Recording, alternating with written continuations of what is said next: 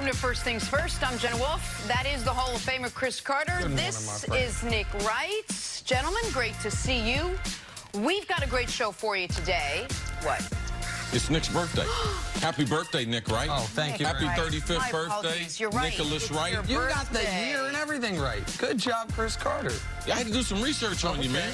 Okay, Fresh thank you very cut. much. You look good. You're in a great mood. Great looking suit outfit there. Nice. Thank Came in skipping this morning. It's great to have you. Thanks for being here. Thank you guys. Appreciate that. There's no place I'd rather spend it than right here. They offered me the day off. What about at the casino? Oh, well, that's Saturday.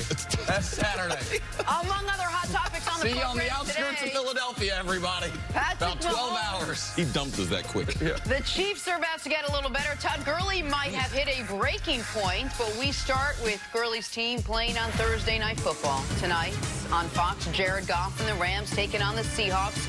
Both teams 3-1 right now. The Rams don't mind traveling to Seattle, where they've won 3 of the last 4 meetings. What they could do without is Russell Wilson's continued hot play. Wilson has a 72.9 completion percentage, good enough for best in the league.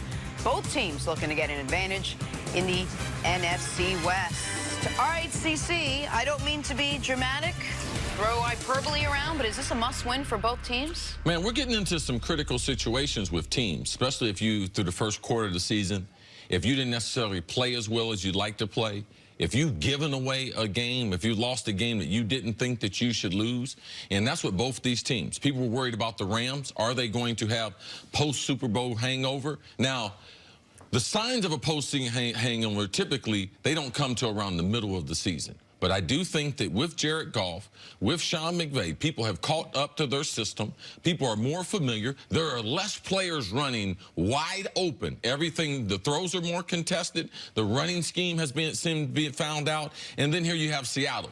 Nick was on Seattle before the season. I just thought it was just going to be a regular Seattle, a little 9-7. They might be 10-6. Nick, from the beginning, thought they were the best team in this division. He thought that the Rams would come back to the pack, but they lose at home to a Teddy Bridgewater New Orleans Saints, not a Drew Brees Saints. Like, you don't mind losing to the Saints, but if you look at that situation, the first game he takes over as a starter, you lose at home, a game they can't be proud of. It is a matchup. Both of these teams are built to face one another. When the Rams front office, when they look about the division, it's no disrespect to the Cardinals and the 49ers, but when they look at a model, they look in Seattle and say, that's the team with Russell Wilson that we're going to have to beat. And the Rams with their defense. They won't get back to the Super Bowl without their defense improving.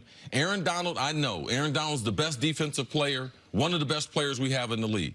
But I think this first part of the season, he's been doing a lot more freelancing, losing his gap control, leaving big gaping holes. We know they don't have good linebackers. We remember that from the Super Bowl. So now it's left that defense. How good is that defense? Jameis Winston scored 50 points against them. As much as Seattle likes to run the ball, Nick, as much as you hate it, they are ground and pound. They are from the 80s, 90s version of the NFL, facing the Rams team on a short week. How did the Rams team get back on track, Nick? Yeah, Seattle runs their offense like old Marty Schottenheimer Chiefs teams, which is not that surprising because the offensive coordinator in Seattle is Marty Schottenheimer's son, Brian Schottenheimer. They're going to try to just run the ball, and try to have it close late and see if Russell Wilson makes a match. So we can't blame it on Darrell Bevell anymore. No, can't blame it on Darrell Bevell. It seems to maybe be an organizational philosophy where the organization seeks out coordinators that will run that style of offense. To answer your question, Jenna, I don't think it's a must-win game for either team because they're both 3-1, but I do think this game has an enormous air of importance for both teams because we just have, and I think a lot of the national media has somewhat disregarded San Francisco, in part because of their schedule and in part because they didn't play last week. So they were 3-0, but then they didn't play last week. Yet we haven't seen them recently. What do we really make of them? The week 1 game, people said, they won. That's because Jameis gave the game away. Then they dominate Cincinnati. But San Francisco's sitting there undefeated. The loser of tonight's game will be in 3rd place in this division going into their week 6 games.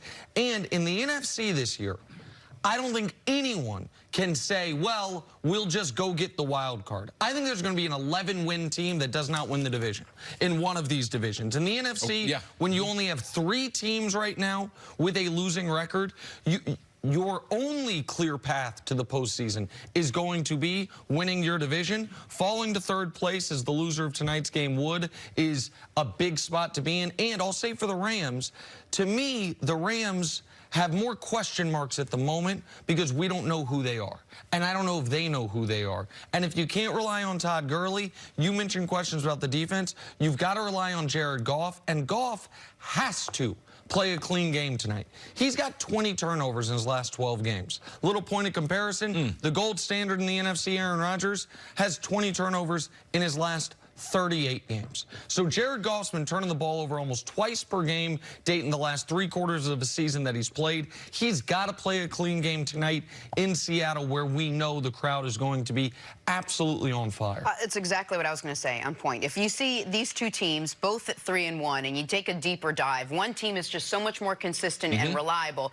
The other one right now, who came off a season where they were reliable in what they were doing, seems to lack an identity right now. Seems to have obvious questions with that running game. Seems to have questions, albeit recent ones, with the quarterback. How do you make good on that if you're the Rams? Well, I just believe it could be one of those seasons. We've seen teams like this before, that they've been on a couple-year playoff run. They're young. People predict them potentially to be a Super Bowl, represent the NFC, but you struggle. How healthy is Todd Gurley? Sean McVay, right now, is he a difference maker? Does he have a change-up pitch as he enters, I think it's his 4th season as the head coach? Third season as the head coach. 4th season for Goff, 3rd season for McVay. So does he have a change of pace? And Aaron Donald, can he get this defense to play the type of defense that we have seen them play over the last couple years? If those things, yes, they can get their season turned around. But you got to look at San Francisco and consider them to be legitimate. And you know Seattle is going to be there. Nick makes a great point.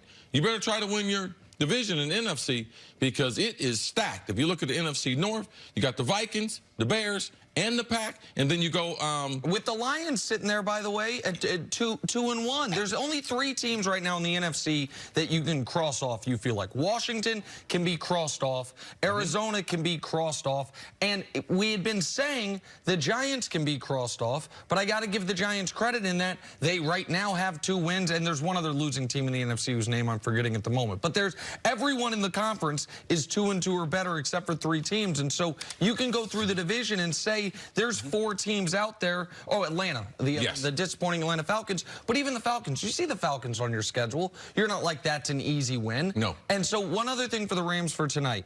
Jadeveon Clowney had his best game yet with the Seattle Seahawks this past week in their domination of Arizona. The Rams offensive line is not the same unit it had. In the first 2 years under Sean McVay, and Eric Mangini made this point, he's right. You had all 5 starters the same each of those 2 seasons. You lost a couple offensive linemen. It hasn't been as productive. I know whenever a team is struggling out of nowhere, that is the first place you look to. I think with the Rams it applies, and with Clowney and that Ziggy Ansah and that pass rush for Seattle, that could be the difference in tonight's game. You want to watch the game with me for your birthday? There's nothing I'd love more, Jenna. You're welcome to come over to the house.